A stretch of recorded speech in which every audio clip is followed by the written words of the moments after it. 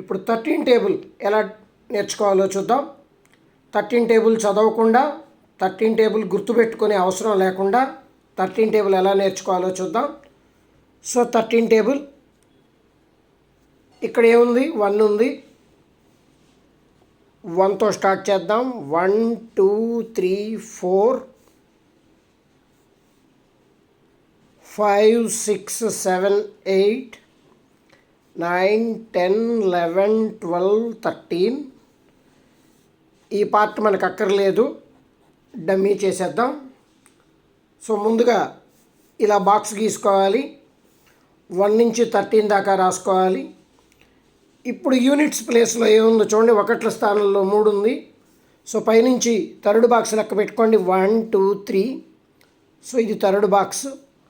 మనకి 1 నుంచి 9 దాకా నెంబర్స్ రాయటం తెలిస్తే చాలు. నెంబర్స్ రాద్దాం. 1 2 3 4 5 6 7 8 9 13. 10 జా 130. 13 టేబుల్ అయిపోయింది. మళ్ళీ చూడండి, 13 టేబుల్ ఈ తరహా బాక్స్ గీసుకోండి. 1 నుంచి 13 దాకా నెంబర్స్ రాసుకోండి. ఈ 3 మనకు అక్కర్లేదు, మిగిలినవి ఎలా ఫిల్ చేయాలి? ఇక్కడ 3 ఉంది కాబట్టి పైనుంచి 3వ బాక్స్ దాకా రండి.